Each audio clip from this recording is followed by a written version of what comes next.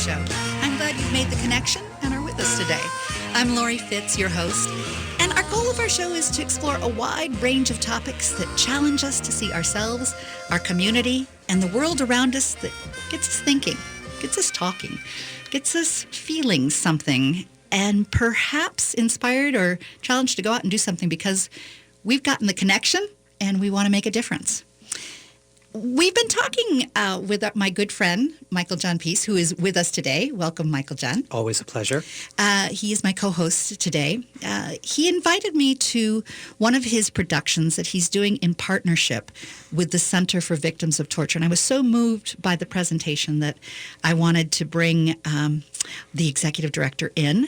But before I get to that, I just want to talk to our audience a little bit about art and how art can give us windows. And windows that can peer in and peer out. And I'm particularly fond of art that widens our lens around the world and increases both our knowledge and our curiosity beyond the bounds that we know about. And through art, we have the ability to empathize with others' struggles as we explore our own challenges. Cardboard Piano is a play that guides us through the beauty of love and the heartbreak of loss and pain. Love and violence are intertwined. The play is set in Uganda, and it's outside most of our awareness of the pain and torture that's impacted many lives there. And I believe that the partnership that Park Square has done with the Center of Victims of Torture is one worth talking about this hour, and how both the nonprofit and the theater intertwined to create a message that supports both the nonprofit as well as the theater audiences. So welcome, Michael John, who is the executive director of Park Square. It's wonderful to have you back and to discuss the show. Well, thanks for the opportunity. It's a show that's moved everyone on our staff and is having such a great impact on audiences. So I'm so glad that we've got Kurt Gehring from the Center for Victims of Torture with us, who's been a great partner. And in the spirit of connections, we came because we have a common board member in Nancy Feldman, who's been on Kurt's board for many, many, many years and has been in our seats for many years before we were smart enough to get her on our board. And in the spirit of connection, I have to also say, way back when I was a speaker for the Center of Victims of Torture, and I am so proud of the work that you're doing, Kurt. Thank you very much, Lori. So tell us a little bit about, wonderful to have you. Tell us about the history. Well, the history is actually a very interesting one because CVT, the Center for Victims of Torture, was founded right here in Minnesota about 32 years ago now. And it was founded at the initiative of the then governor, Governor Rudy Perpich, who, as the story goes, was asked by his son, Rudy Jr., who was a law student at the time and a member of Amnesty International, what his dad, what are you doing about human rights? You're a governor, you're in an influential position. And his dad didn't have an immediate answer. So he formed a task force, a group of people, to examine the question, what can Minnesota do to promote and protect human rights? And so they took a look at the human rights landscape at the time. They saw that groups like Amnesty were doing excellent documentation, great campaigning. They saw that groups like Human Rights Watch were beginning to grow rapidly. The International Commission of Jurists was influential in developing the international legal standards. But there was no organization in the world, even though the movement was growing rapidly at the time, no organization that was working with the survivors of one of the most egregious forms of human rights abuse, that being torture. And so they thought, well, let's give this a shot. They came up with other options as well, but this was really the most challenging, the most ambitious. And what started in 1985 as a very small organization with a couple of staff in a small house on the University of Minnesota campus has now become one of the world's largest torture treatment rehabilitation centers in the world. And we've grown from about the first 15 years, half of our organization's life doing rehabilitative work with survivors who've resettled here in Minnesota. We now have expanded the last 17 or 18 years internationally. So we do work in the Middle East and various countries in Africa and other parts of the world. So it's really become one of the leading global organizations working for the rehabilitation of torture survivors and survivors of war-related trauma. I remember in the late 90s, in the early 2000s, there was a suggestion that maybe Center for Victims of Torture was just too harsh of a title. And there was talk about, well, should we call it something else? And I was really proud of the board going, no, that's what we're about. People need to know that this is about torture and that you're all about healing, and that needs to be front and center. Yes, that's absolutely right. And, for some, and the narrative and the language that is being used has evolved over the last 30 years. In fact, I ask myself sometimes, and our staff do, if we were starting today, would we call ourselves the Center for Victims of Torture? And I'm not sure what the answer would be, but it is true that the survivors we work with are victims, but they're also very much survivors and heroes. And heroes, exactly. Incredibly strong, incredibly courageous, resilient, able to draw on their inner strengths and external strengths with a little bit of support that we hopefully can help them find, and then they are well on their path to recovery. So they are very much both victims, but also survivors. Tell me also about your St. Paul facility and what sort of services are available there, and who avails themselves of those services. Yeah, our treatment center, St. Paul Healing Center, is in a old Victorian house on Dayton Avenue, specially designed to be a house that is a place that is welcoming for people who've been through the worst experiences, really, that any human being can endure in their life. And one of the results of torture, and one of the purposes of torture, is to destroy a sense of yourself, the individual, destroy a sense of humanity. And one of the consequences is that people, survivors, are often afraid. They suffer deep psychological as well as physical wounds from what they've been through. So the first thing that building, that house, tries to do is give survivors a sense that in this place they are first safe and secure, which is the first step on their road to recovery. So the house is designed to convey that sense. There's a lot of natural light that comes through. The colors inside are warm and welcoming. There are no bright lights, no square rooms, nothing that would remind them of an interrogation cell that many of them have been in. The corridors the rooms are rounded. The corridors are not just long and straight. They're edges and curves. And it really is a place where once they come in, they can feel a sense of safety, and for many, the first time in years, sometimes decades, that they're able to feel that way, and that's such an important, essential prerequisite in their road to recovery. And you have counselors on staff. We have, yes, counselors on staff. We have a psychologist. We have nurses, we have social workers, we have occupational therapists, physical therapists. We have a network of volunteers, befrienders, who help newly arrived survivors navigate their new environment, adjusting to the new location. We have referral networks with dozens of organizations. When a client comes to CVT, there's an initial assessment that is made. First of all, whether they meet the criteria of a torture survivor. They have to meet the legal definition of torture, either United Nations or the U.S. definition of torture. And then a treatment, if they're accepted, the treatment plan is developed tailored to each particular individual. What would help this particular individual recover? What is most appropriate? And then a specialized treatment regimen begins. Well, we're coming down to the end of our first segment. In our next segment, I'm going to be having Kurt share with us about, in particular, the work that you're doing in Uganda and the challenges that we may or may not be aware of that continue today.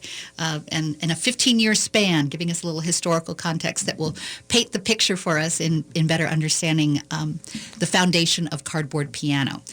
Cardboard Piano is playing at Park Square Theater, and I'm going to let our friend Michael John share about the run. Do you know it goes through February 19th, did you say? February 18th. 18th, okay. So there's still a couple of weekends to see it, and we play Thursday through Sunday, and we'll have a special offer for you later. And we'll tell that in the fourth segment, so you've got to stay tuned. Exactly. Or if you miss it, it will be on my Facebook page for Connections Radio Show. We'll post it there too. And that's parksquaretheater.org to get your tickets. And then to learn more about the Center for Victims of Torture, you can go to cvt.org. Again, that's cvt.org. I'm going to ask you just a quick question. We have just only 30 seconds left. How did you like the play, Cardboard? I very much like the play. I mean, it's subject matter that is not, that is difficult to absorb. The way it was done, the actors, how they presented the material, the storyline, it was at the end of the day very uplifting to me. And you'll hear more about that in our next segment here on AM 950, the Progressive Voice of Minnesota.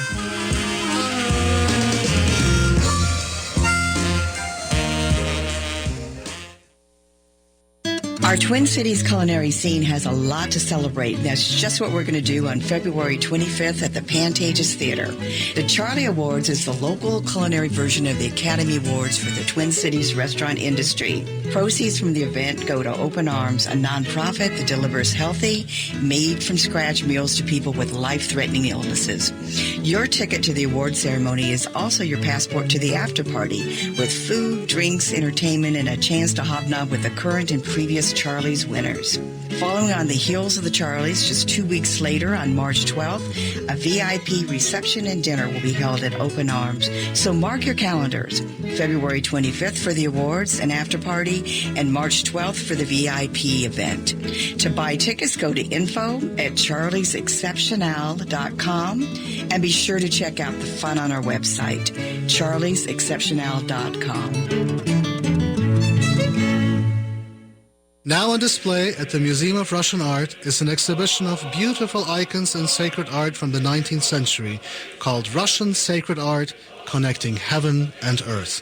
Liturgical music from the best Russian choirs gently accompanies your experience of these pillars of spiritual life. Open daily and with free parking, Timora is the easiest museum to get to in Minneapolis, so plan your visit today at tmora.org. That is tmora.org.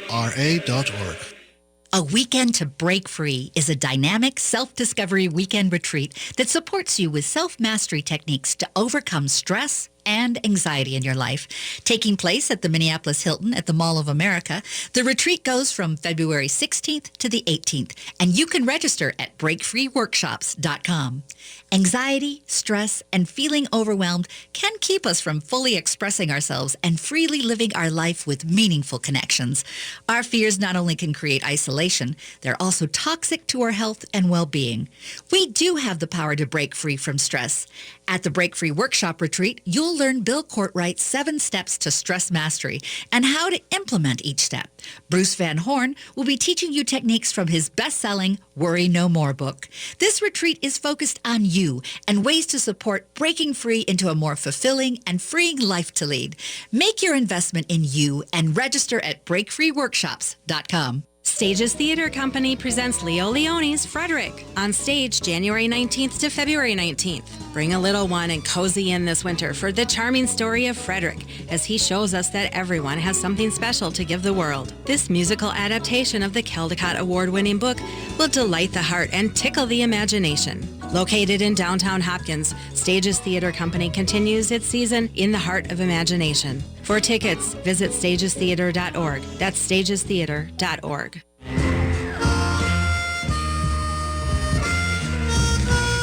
Good morning and welcome back to Connections Radio Show. I'm Lori Fitz, your host, and this week we are blessed to have 2 terrific guests today. One is my co-host, Michael John Peace, who is the Executive Director of Park Square. Welcome, Michael John. It's good to be back. I'm going to have to get my business cards redone. Yes! Lori's co-host on there. Yes, we'd love to have that. And we have the Executive Director from the Center for Victims of Torture, Kurt Gehring. Did I pronounce that correctly? Absolutely correct. Thank you. Wonderful. Thank you. Wonderful to be here. Yeah, you spoke recently at an afternoon performance, a matinee that I attended. And one of the stories that you shared still makes an impact on me in terms of the work that's being done in Uganda. And we'll get to that story in just a minute.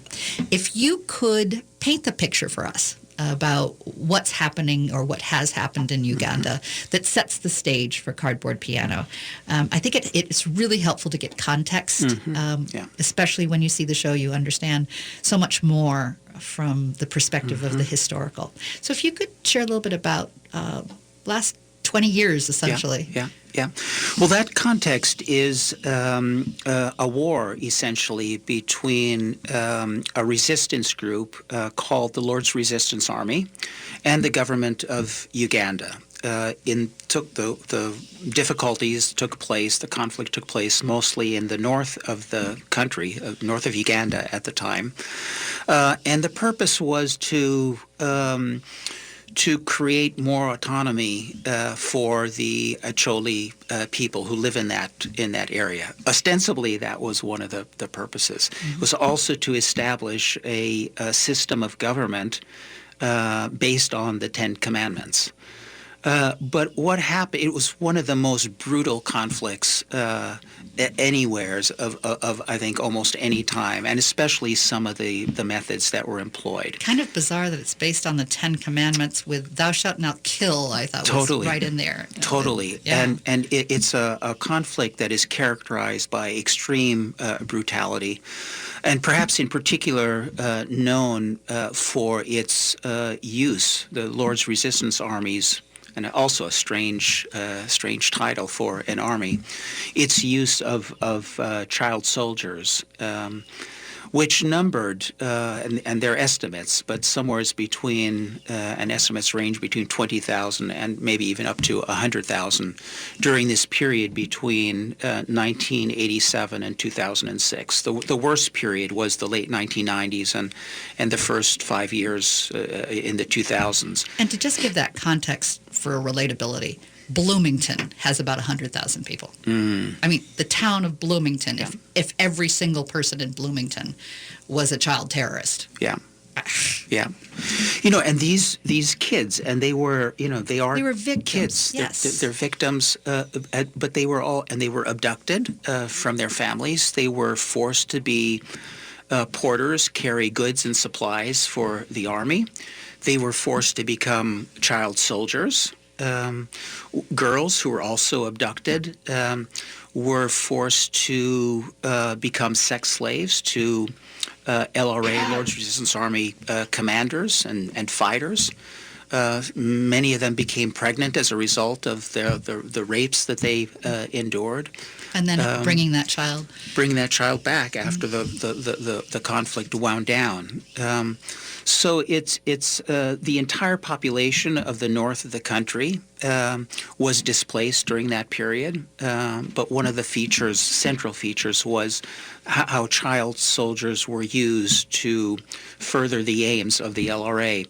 One of the ways in which that was done was that the kids that were abducted were often forced to kill members of their own family, including their parents, their mother, their father, their siblings, brothers, sisters, sometimes while they were sleeping. And it was a way, it was very specifically designed to break the bonds between and among family And to members. realign the allegiance to Exactly. Yeah. And so they were forced to kill, they were forced to rape, they were forced to cut off, parts of body parts, ears, noses, lips, arms were sometimes chopped off.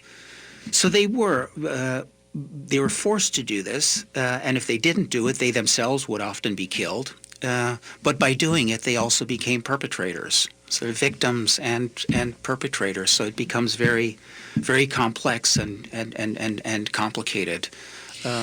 One of the stories that you shared was some of the healing that professionals are working with the victims that went through this, and you shared about the stone, the flower, and the string. Could you share that again? Sure. As part of the rehabilitative process, our staff ask survivors to recreate or to think about their life, the good parts of their life, the bad parts of their life to date. So they're given a piece of string, they lay it on the ground, they're asked to put stones on the string for the bad parts of their lives, and flowers on the string for the better parts of their lives. And I told the story, which has been told to me, of a young girl, a young woman, 24 years old, recently, which meant that she had been abducted, probably when she was 12 or 14 years old. And she asked one of our clinicians, do you want me to put a stone on the string for each person that I killed? So imagine, you're 24 years old, a young woman, and your life is already in some ways defined by this, really horrendous question. And part of the purpose of the stone and the flowers is to, yes, this has been part of her life, but part of the rehabilitative process is to help survivors understand that, it's not your entire life. There's a before, there will be an after, and yes, we can't deny what happened, but let's cope with it and move forward. You can not ever really get over it, but how does one learn to live with what has happened? That acknowledgement. Exactly. And I have to believe that by sharing their experience, it perhaps alleviates some of the guilt in terms of understanding the greater picture and the position that they were put in. Because I have to assume that they carry a lot of, anger and frustration and hurt and Yes. being asked to do things that were horrendous. Yes. Yes, and of course they feel guilty because of what they've been, not what they've chosen to do, what they've been forced to do. What they had to do. And what they then have to live with. And of course, even though all this conflict now can seem, because it's faded from the headlines, like it was so long ago, isn't everything better now? Right. And sure, in some ways, but what Kurt was sharing in that pre-show talk too is that your presence in Uganda has actually grown since then. Because there's still so much to do. Well, there's so much more healing that needs to be made at this point, too. Yeah. Well, I feel that the play is really about the stone and the flower side by side, and that the play is really a string of stone and flower, and how do we live with that? So we're at the end of our second segment. Stay tuned, because in our next segment, we're going to talk more about the play and the ways that the Center for Victims of Torture has supported the process as well as the performance. So stay tuned. Here on AM 950, the progressive voice of Minnesota, you're listening to Connections Radio Show.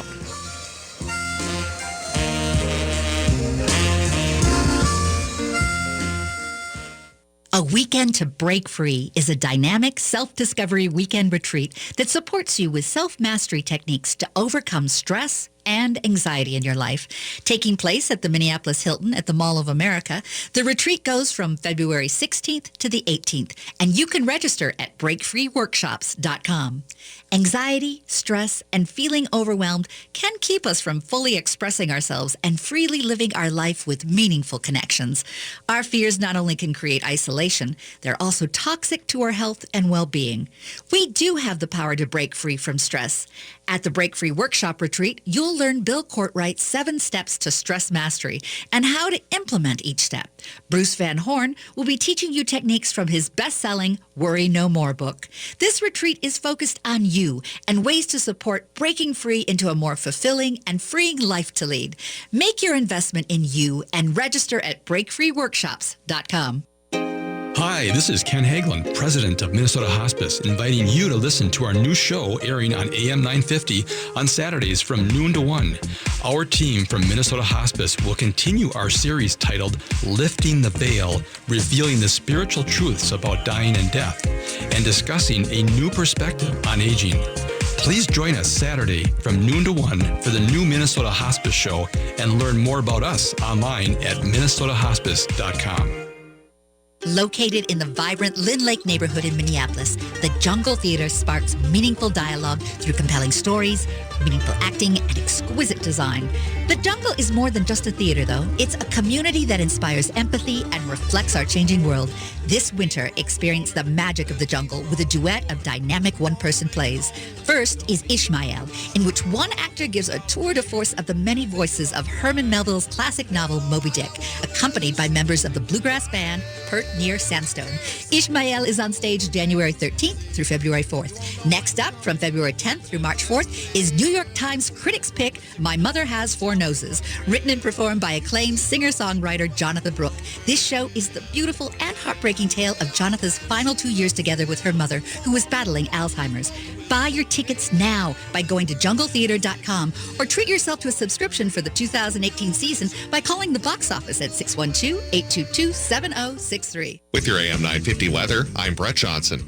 Look for sunny skies today with a high near 14. Tonight, clear with a low of 2 below. Sunday, sunny with a high near 20. And Monday, partly cloudy with a high around 18.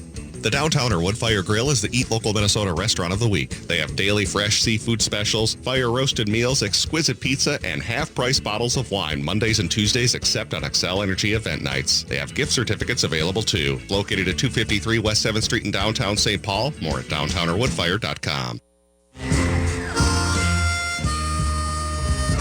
Welcome back to Connections Radio Show. We talk about ideas that matter.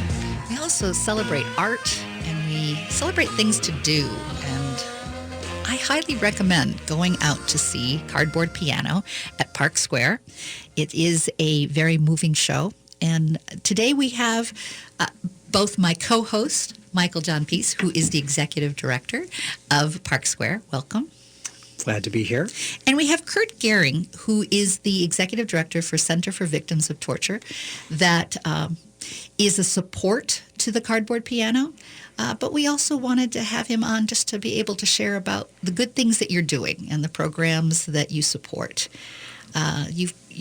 You not only, of course, would love to have financial support, and if you'd like to donate to CVT, it's cvt.org. But you were bringing up some other points earlier, Michael John. Well, yeah, I think that hopefully the impact of seeing a show like Cardboard Piano and then hearing Kurt speak about the tremendously impactful work they're doing in St. Paul and around the world is then how do I participate, right? Mm-hmm. And so I was asking about volunteer opportunities. So you mentioned, Lori, that you'd been on the Speakers Bureau in your past and had received great training for that. What are other ways that our listeners can help CVT, Kurt? Yeah, and it's a very important question, and thank you for giving me the opportunity to talk about that, because CVT is actually a community of supporters. We not only have some of the best, most knowledgeable, most experienced clinicians, the psychologists, physiotherapists, social workers working with torture survivors anywhere in the world, and it's a huge asset for CVT. But we also have a network of volunteers who work very closely with us. what we call befrienders, individuals who, with certain training, volunteer to work with individual survivors of torture as they adjust to a new place where they're resettling. So, getting Their new reality. Their new reality, exactly. A new location, new culture, new language. Things like accompanying them to a park or helping them get to know the transportation system. We have one volunteer whose mission is to provide a bicycle for every survivor who wants a bicycle. And she has a network of relationships around the city, and gets this piece from that shop, gets this wheel donated from that business, and every survivor that is part of our network who wants a bicycle is able, through her volunteer services, to get that. What a wonderful metaphor, too. It really is. We also, part of our mission is to heal the wounds of torture on survivors and families and communities, but it also is to stop torture worldwide. And so we have an advocacy program, and when there are, as there always are, and especially these days, areas of policy that are concerned to us, sometimes legislative initiatives on refugees, on immigrant-related matters, on foreign policies that might have a component of support for torture, or weapons that support torture. We activate our advocacy network. So there's a whole range from contributing to volunteering to engaging in our policy work. Oh, that's wonderful. Well, I think one of the reasons that we were attracted to the play itself, which is very tough stuff, and I remember after some CVT staff members had read the play and we were having an initial partnership meeting, they said, how did you get a play written just for us at CVT? Yeah. But what I find powerful is that when you read about these torture policies, for example, in the news, no matter where you fall on the political spectrum, it can feel so removed. And it gets really easy to get swept up in but it will make us safer, we need to get information. And then what the play does by putting that on a real human personal level a few feet from you is like, oh, this is what that policy means that we endorse, right? Mm-hmm. So again, you can still walk away and decide that's the risk you're willing to take, but it puts it in human terms. It's not just these big headline bullet points about people far away. It's like this is happening to humans who then come to live in St. Paul. Exactly. And Michael John, precisely, and the way the play is written, the production, it really is so aligned with the reality that survivors from that part of Uganda have experienced over the years. I mean, it as you said, it comes straight out of the testimony that our clients tell our clinicians. Oh, sure. Well, it was such a great opportunity to have your clinicians come in and meet with the cast because, any play is a theatrical conceit, so there's things that aren't real life, and we as the artists can't really sift that out. And so it's very typical in a theatrical production that's set in another place and time to have a dramaturg come in who's done all the research. But this was so much deeper to have these clinicians come in, and we had Andrea, who's on staff with you, and then Padubu, I think is her name, who is on a fellowship from Sri Lanka, who has survived her own trauma in her native country, come talk to us. And their first point of departure was to go through the script and say these are the effects of trauma or the actions or the words of people who've been through this that seem really real life, and here's where it doesn't. The first act is set in 2000, so still during the worst part of the fighting of the Lord's Resistance Army, and then the second act is 15 years later, and one of their first insights was that is a month, that is a year in the life of someone who's been through something this horrific. So, of course, as in our privileged lives, we're thinking, 15 years later. They've healed up. Right. They've gotten past it all right. Right. And so what that led to as they started, so as the cast was really pushing on them, it's like, well, what does it look like? What do people do? How do they vocalize when they're coming up against a trigger that's really setting them off, because you see that in the second act when the trauma from the first act sort of is brought up, and this person who believes he's healed himself by becoming a pastor from his life as a child soldier. And so they talked about how it can feel like a ringing in your ears, that there's these physical sensations, and that one of the things that isn't true about the way the play is written is this character's ability to tell their story. Mm-hmm. They said that the way trauma works in the brain, you don't have that cohesion to give a narrative. Mm-hmm. All right, well, we can't change the script.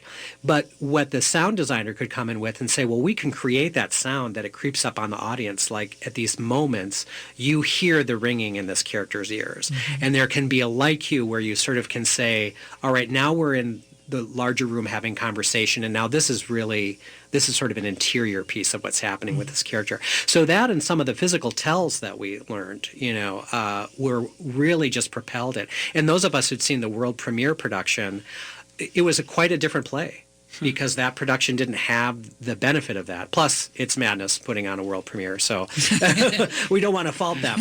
But this was this amazing resource. And I have to say that as I've gotten to know CVT, and as Park Square has branched out and looked for where our content can intersect with other nonprofits in the community, to learn that the whole world is on University Avenue between the cities, right? It's like there are more international network organizations in the Twin Cities than anyone outside of Minnesota would ever credit us with. Mm-hmm. And it is that desire for how do we help people, right? Mm-hmm. That question that Rudy Purpose Jr. asked, it's like, if you know about human rights, what are you doing, Dad, about it?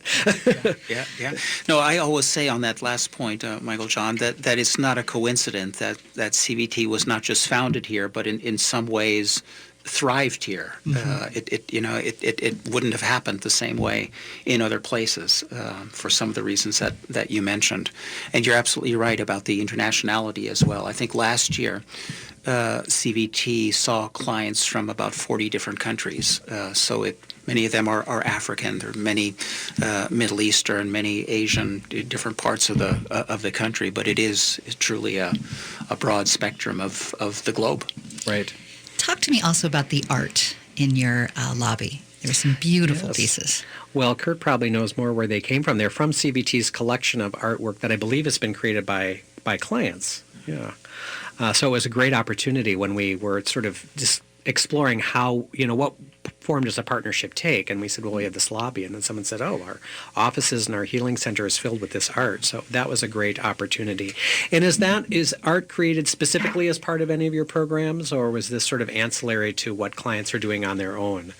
I think most of that was probably ancillary. Okay. There is some art that is specifically created, but as part of the trying to be a welcoming environment, having the place feel comfortable and enable survivors to feel at ease, surroundings and artwork is part of this that they can see and feel comfortable with. It's meaningful to them is part of that. Right. So it just was it's that flavor that sets the stage as soon as you come in. Healing. Yes. And certainly as part of the partnership, Kurt's talk before, to give us some context before one of the matinees, and also the way we've been able to, hopefully, over the course of the partnership, drive our audiences to be aware of CVT and look for ways to participate, to take action after seeing the show. And then certainly I know from talking to audience members as they're gathering in the lobby, we're finding so many people who've come to us through CVT or have come to this play because of some personal connection with Africa.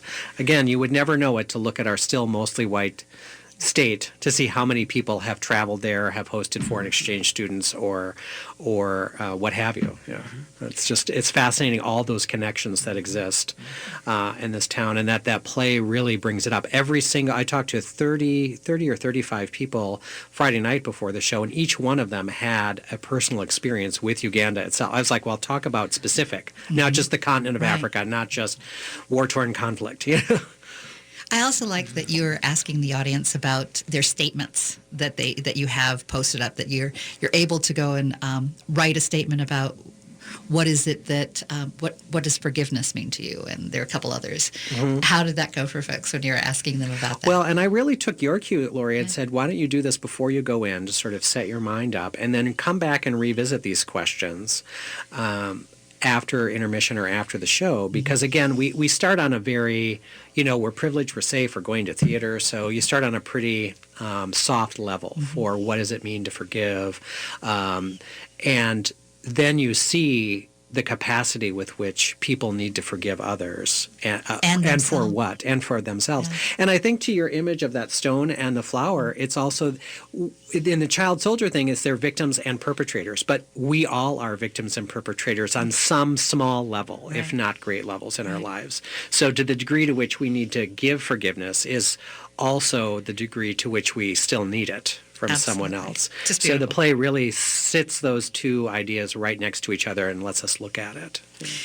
I know we're coming down to the end of this segment, but I just want to also compliment Park Square on your sharing the square, your partnerships that you do with nonprofits. And you've got another one coming up, World Without Genocide, with the Anne Frank production. Yes, it's going to be our 19th season of producing the Diary of Anne Frank, largely for schools, but we do have a public run of evening performances. And World Without Genocide will be giving a Holocaust lecture on April 18th. And we'll be having some display materials in the lobby. We've worked with them previously on Diary of Anne Frank and a play we did that was set in the aftermath of the Rwandan genocide. Yeah. That's going to be going from April 19th through the 28th. So I want my audience to go to parksquare.org, parksquaretheater.org, buy some tickets. Exactly. There's not that many weeks left. You can't stream it live. No, you need to drive to downtown St. Paul. You need to go see Cardboard Piano, and then put on your calendars to see The Diary of Anne Frank. If you've not seen that play, it is a must. And thank you for your partnerships with good nonprofits. Oh, it enriches all of us. So we'll be coming right back, and we'll talk more about a couple things that are happening at Park Square, and that's on the Connections Radio Show.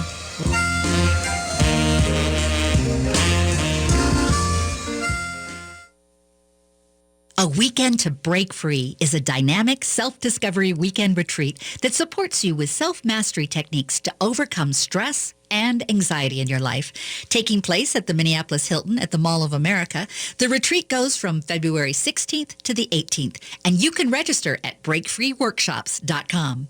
Anxiety, stress, and feeling overwhelmed can keep us from fully expressing ourselves and freely living our life with meaningful connections. Our fears not only can create isolation, they're also toxic to our health and well-being. We do have the power to break free from stress. At the Break Free Workshop Retreat, you'll learn Bill Courtwright's 7 steps to stress mastery and how to implement each step. Bruce Van Horn will be teaching you techniques from his best-selling Worry No More book. This retreat is focused on you and ways to support breaking free into a more fulfilling and freeing life to lead. Make your investment in you and register at breakfreeworkshops.com. Stages Theater Company presents Leo Leone's Frederick on stage January 19th to February 19th. Bring a little one and cozy in this winter for the charming story of Frederick as he shows us that everyone has something special to give the world. This musical adaptation of the Caldecott Award-winning book will delight the heart and tickle the imagination. Located in downtown Hopkins, Stages Theater Company continues its season in the heart of imagination. For tickets, visit stagestheater.org. That's stagestheater.org. Hey Minnesota, Norman Goldman here. The furniture business is one of those industries that's full of fake sales and false discounts. This is the age of the hashtag illegitimate fake president, and haven't you been lied to enough? That's why you need to check out Habitation Furnishing and Design. Habitation offers some of the coolest furniture in Minneapolis at fair prices every day. No fake sales, no phony discounts, just honest, intriguing, and really unique furniture. Check out Habitation on Excelsior Boulevard in St. Louis Park or visit habitationdesign.com. Our Twin Cities culinary scene has a lot to celebrate, and that's just what we're going to do on February 25th at the Pantages Theater. The Charlie Awards is the local culinary version of the Academy Awards for the Twin Cities restaurant industry. Proceeds from the event go to Open Arms, a nonprofit that delivers healthy, made-from-scratch meals to people with life-threatening illnesses. Your ticket to the award ceremony is also your passport to the after party, with food, drinks, entertainment, and a chance to hobnob with the current and previous famous Charlie's winners. Following on the heels of the Charlies, just 2 weeks later on March 12th, a VIP reception and dinner will be held at Open Arms. So mark your calendars. February 25th for the awards and after party, and March 12th for the VIP event. To buy tickets, go to info@charliesexceptional.com and be sure to check out the fun on our website, charliesexceptional.com.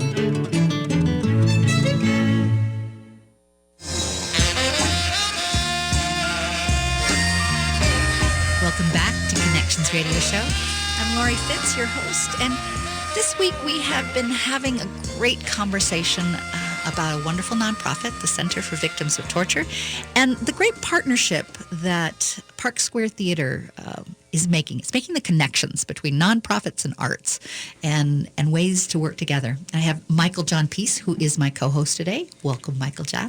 Always a pleasure to drive out to Eden Prairie for some fun with Lori. Always a pleasure to have you here.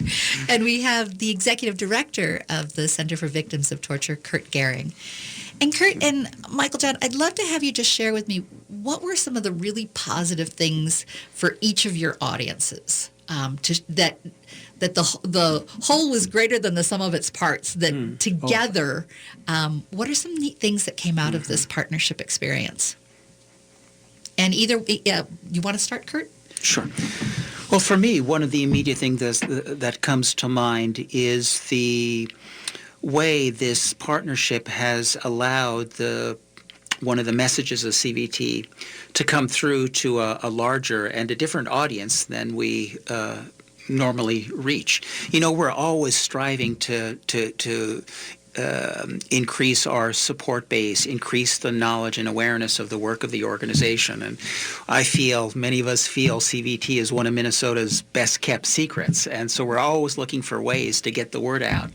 And one of the ways to get the word out is through the arts, whether it's music, whether it's theater, whether it's, film. And this has just been a wonderful partnership for us and a way of expanding the network of individuals who have now heard about CVT and who hopefully will become affiliated in some way. Right. Find a way, even if they start reading your website, tracking your newsletters, and just hearing the stories at your fundraising breakfast that I got the chance to attend with Kathleen Kennedy from your board, and just hearing, because you can hear about CVT, but then to see the survivors who reconnect with their resilience. I remember one of the stories of a woman saying something along the lines of, that was the moment when I realized I was going to be me again. Mm-hmm. And then that is at the heart of our brand in theater, right? Is connecting ourselves to our own humanity and to the humanity of others.